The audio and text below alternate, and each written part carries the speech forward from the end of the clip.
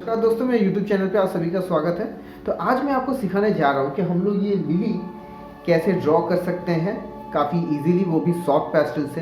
तो इस ट्यूटोरियल में मैं आपको दिखाने जा रहा हूँ कि कौन कौन से टेक्निक आप लोग यूज़ कर सकते हैं और क्या क्या चीज़ें आप लोगों को दिमाग में रखनी पड़ेंगी रियलिस्टिक ड्राइंग करने के लिए, वो सॉफ्ट पेस्टल से। तो ये सारी चीज़ें मैं ट्यूटोरियल में जाऊँगा, तो अंत तक बने रहिएगा। तो चलिए बिना देर किए चलते हैं ट्यूटोरियल की तरफ। तो अभी आप देखिए कि मैं कैसे इसका जो बेसिक स्ट्रक्चर है वो बनाता हूँ। ठीक है, तो लिली का जो बेसिक स्ट्रक्चर है वो बहुत ज़्यादा सिमिलर है एक यू से। ठीक है, आप एक यू बनाइए, एक साइड का लाइन जो है वो लंबा रखिए, दूसरे साइड का लाइन थोड़ा सा छोटा रखिए और उसके बाद दोनों को जोड़ दीजिए।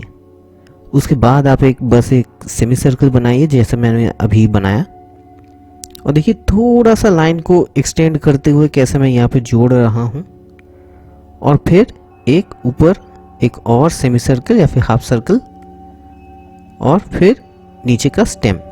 इस तरीके से आप लोग बेसिक स्ट्रक्चर जो है वो बना सकते हैं। ठीक है, तो चलिए मैं यहाँ पे मेन ड्राइंग पे अपना जो बेसिक स्ट्रक्चर है वो मैं बना लेता हूँ।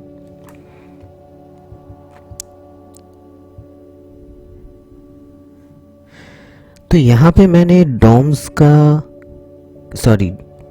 नहीं, कैमलिन का सॉफ्ट पेस्टल मैंने यूज़ किया है, और मैंने यहाँ पे हैंडमेड पेपर का इस्तेमाल किया है। तो सॉफ्ट पेस्टल ड्राइंग में पेपर सबसे ज़्यादा इम्पॉर्टेंट है।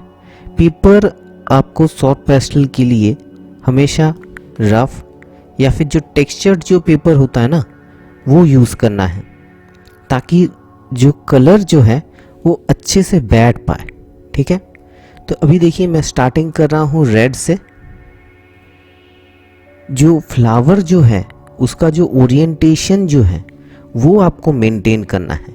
जिस डायरेक्शन में जो फ्लावर है, मतलब सोचिए फ्लावर का जो डिज़ाइन होता है वो टॉप टू बॉटम जाता है ना, तो आपका स्ट्रोक जो है वो भी टॉप टू बॉटम ही जाना चाहिए, ताकि जब आप ब्लेंडिंग करोगे तो आप आसानी से ये स्ट्रोक्स आप प्रोमिनेंट कर सकते हो। डिज़ाइन जो है फ्लावर के जो बॉडी में जो डिज़ाइन होता है पेटल्स में, वो आराम से आप बना पाओगे।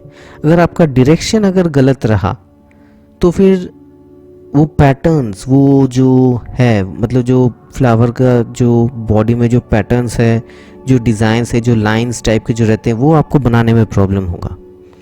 तो भी देखिए रेड के बाद मैं यहाँ पे ऑरेंज दे रहा हूँ, और उसके बाद में मैं येलो दूंगा। देखिए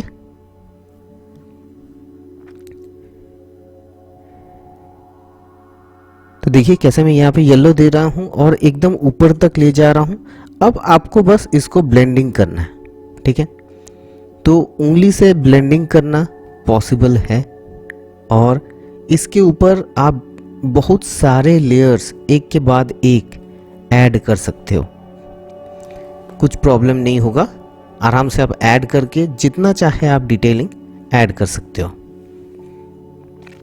मैं एक और चीज़ बता देना चाहता हूँ कि मैं यहाँ पे जो बोल रहा था कि रेड है, ऑरेंज है, येलो है, तो जो कैमलिन का जो सॉफ्ट पेस्टल आता है उसके ऊपर ना नाम लिखा हुआ नहीं रहता है।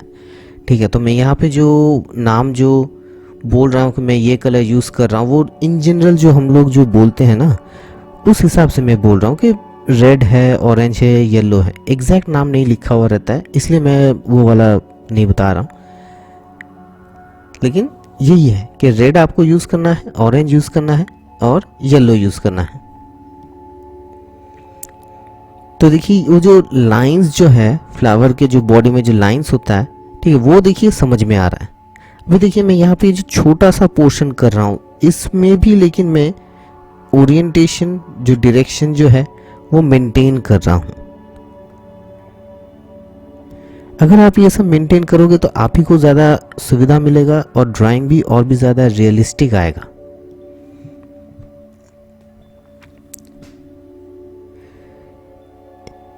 तो अभी देखिए मैं वही सेम चीज़ मैं जो दूसरा जो फ्लावर है उसमें भी रिपीट करूँगा। तो देखिए मेरे स्ट्रोक्स अभी भी टॉप टू बॉटम ही हैं, ऊपर से नीचे की तरफ जा रहे हैं। और उसके बाद मैं फिर से यहाँ पे भी ऑरेंज दूंगा।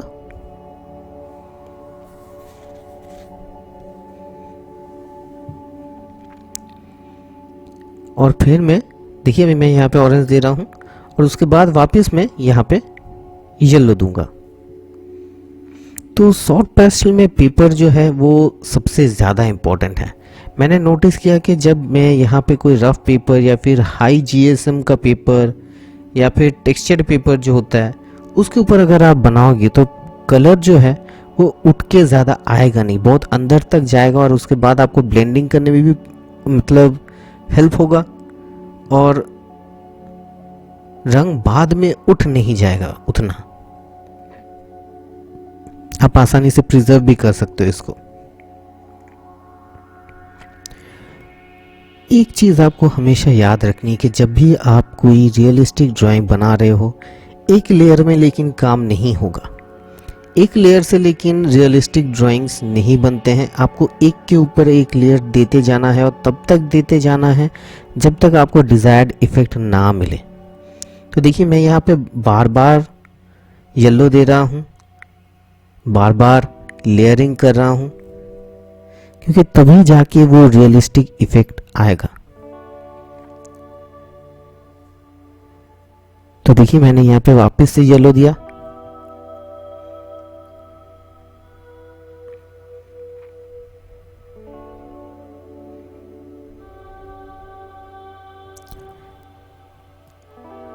सेम टू सेम मैं यहाँ पे रिपीट कर रहा हूँ।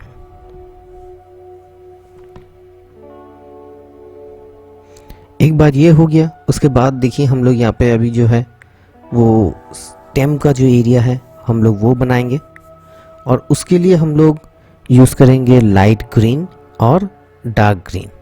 ठीक है, यहाँ पे मैं यहाँ पे देखिए ब्राउन यूज़ कर रहा हूँ। तो यहाँ पे ब्राउन जो है वो दो कारणों के लिए यूज़ होगा। एक तो है, एक होगा शैडो रीजन समझाने के लिए, मतलब जहाँ पे लाइट कम पहुँचा है, और दूसरा होगा मतलब बॉडी के ऊपर ही मतलब ड्राइड एरियाज़ या फिर पैटर्न समझाने के लिए वो यूज़ होगा। अभी मैंने यहाँ पे कौन सा ब्राउन इस्तेमाल किया है मैं वो एग्जैक्ट नहीं बता पाऊँगा। सिमिलर टू डार्क ब्राउन है, मतलब हम लोग ऑयल पेस्टल में जो कलर यूज़ कर सकते हैं या फिर यूज़ करते हैं उसके सिमिलर अगर ये वाला ब्राउन अगर किसी ब्राउन के साथ सिमिलर है तो वो डार्क ब्राउन है। वैसे तो मेरे कलर पैलेट में जो है मतलब जो कैमल का जो सॉफ्ट पेस्टल का जो सेट आता है उसमें मैंने देखा कि ब्राउन बहुत सारे शेड्स हैं, ऑलमोस्ट 3 to 4 शेड्स ब्राउन की हैं।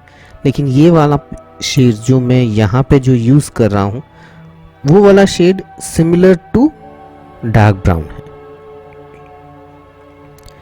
तो भी देखिए मैं वही चीज़ सेकेंड फ्लावर पे भी कर रहा हूँ। यहाँ पे भी मैं शैडो रीजन और बॉडी के ऊपर का जो पैटर्न है वो समझाने के लिए मैं यहाँ पे ब्राउन यूज़ कर रहा हूँ।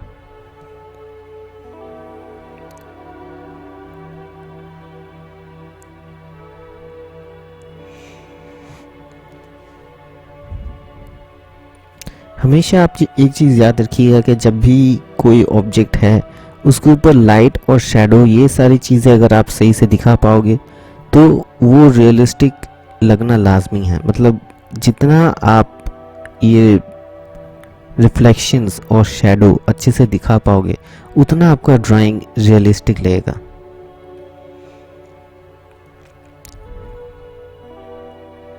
तो भी देखिए मैं यहाँ पे वापस से येलो दे रहा हूँ, वापस से लेयरिंग कर रहा हूँ।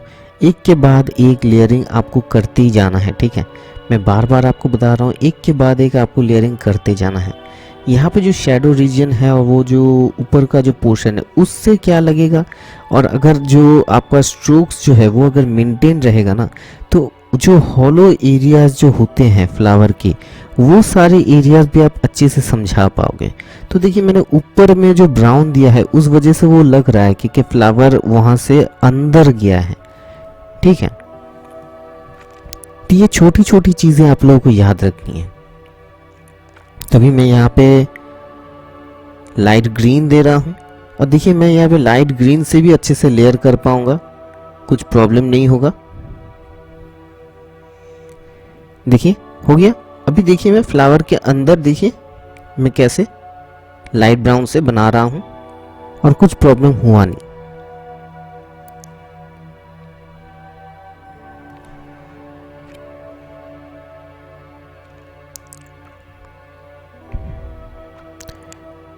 अभी मैं यहाँ पे डार्क ग्रीन दे रहा हूँ, तो डार्क ग्रीन से मैं जो शैडो एरिया है वो समझाऊंगा, प्लस मतलब फ्लावर का जो स्टेम है उस एरिया में जो डिटेलिंग होता है कुछ कुछ, वो भी मैं यहाँ पे डार्क ग्रीन से ही समझाऊंगा।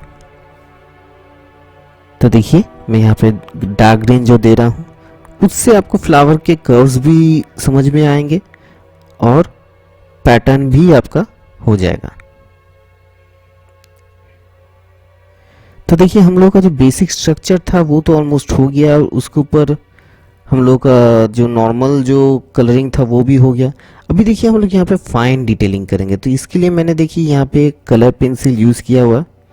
तो मैंने जो कलर पेंसिल यूज़ किया है वो काफ़ी ज़्यादा चीप कलर पेंसिल है, ठीक है, फिर भी इससे इफ़ेक्ट अच्छा आया।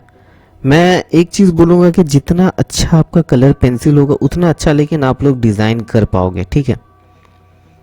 मेरे पास उतना अच्छा मतलब कलर पेंसिल था नहीं, तो जो था मैंने उसी से यूज़ कर दिया। लेकिन अगर आपके पास सोचिए पेस्टल पेंसिल या फिर सॉफ्ट ऑयल पेस्टल पेंसिल या फिर जो अच्छे क्वालिटी का जो कलर पेंसिल जो होता है, ठीक है, वैक्स बेस्ड जो होता है, वैक्स बेस्ड, वो सब अगर कलर पेंसिल अगर आप यूज़ करोगे तो ऑब्वियसली आपका जो पैटर्न जो है उसका जो डिटेलिंग जो है वो आप और भी अच्छे से कर पाओगे। फिर भी मैं बोलूँगा कि मैं सेटिस्फाइड हूँ रिज़ल्ट से, क्योंकि मैंने बहुत ही चीप एकदम कलर पेंसिल यूज़ किया था, वो शायद वैक्स बेस्ड भी नहीं है, लेकिन फिर भी इफ़ेक्ट अच्छा खासा ही आया है। मैं सेटिस्फाइड हूँ। तो अभी देखिए जो बाहर का जो एरिया है वो ब्लैक होगा, तो मैंने डिसाइड किया कि ब्लैक जो एरिया है वो मैं ऑयल पेस्टल से कर देता हूँ, क्योंकि मैं सॉफ्ट पेस्टल खर्च नहीं करना चाहता था, वो भी सिर्फ ब्लैक और वो भी सिर्फ बैकग्राउंड के लिए, क्योंकि ब्लैक एक इम्पॉर्टेंट कलर है, वो किसी दूसरे ड्राइंग में भी काम आ सकता है, इसलिए मैं उसको खर्च नहीं करना चाहता था। तो अभी देखिए एक बार बैकग्राउंड हो गया, तो अभी मैं क्या कर रहा हूँ, मेरे पास Staedtler 8B extra dark pencil है, मैं उससे उसके जो पेड़ की मतलब फ्लावर का जो बॉडी है या फिर जो स्टेम है उसका जो आउटलाइन है मैं देखिए वो डिफाइन कर रहा हूँ, और उसी से क्या हो रहा है कि देखिए फाइनल शेप फ्लावर का कि वो कैसे दिखेगा वो भी देखिए आ गया। अभी देखिए मैं यहाँ पे थोड़े थोड़े वाटर ड्रॉपलेट्स बना रहा हूँ सेम टेक्निक से, मतलब येलो से मैंने एक और लेयर बनाया और ब्राउन से मैंने यहाँ पे उसका शैडो बना दिया। और मैंने कहीं कहीं पे सोचा था कि वाइट पेंसिल शायद काम करेगा, लेकिन उतना काम नहीं किया मैंने, तो इसलिए मैंने वाइट पेन से ही वहाँ पे रिफ्लेक्शंस बना दिए। ब्लैक पेंसिल से मैंने थोड़ा सा एक्सपेरिमेंट किया था यहाँ पे, लेकिन मैंने अल्टीमेटली जो देखा कि सॉफ्ट पेस्टल से आप आराम से वाटर ड्रॉपलेट्स बना सकते हो, कुछ प्रॉब्लम नहीं होगा। बस टेक्निक आपको याद रखना है कि बेस कलर का जो है उसी का आपको वाटर ड्रॉपलेट बनाना है, उसमें थोड़ा सा आप अपर लेयर भी डाल सकते हो और शैडो आपको देना है और पॉइंट रिफ्लेक्शन आपको देना है और बन जाएगा आपका वाटर ड्रॉपलेट्स भी बन जाएगा। तो अब यही चीज़ मैं बस ये दूसरे फ्लावर पे भी करूँगा और ज़्यादा कुछ बताने के लिए है नहीं। तो अगर आप अंत तक बने रहें तो बहुत बहुत धन्यवाद, ये बहुत हेल्प करता है। अगर आपको वीडियो अच्छा लगा हो तो लाइक कीजिए, कमेंट कीजिए, सब्सक्राइब कीजिए और बेल नोटिफिकेशन दबाना बिल्कुल मत भूलिएगा, क्योंकि मैं एवरी वीक नया ट्यूटोरियल लेके आता हूँ। तो चलिए मिलेंगे अगले ट्यूटोरियल में, तब तक के लिए गुड बाय।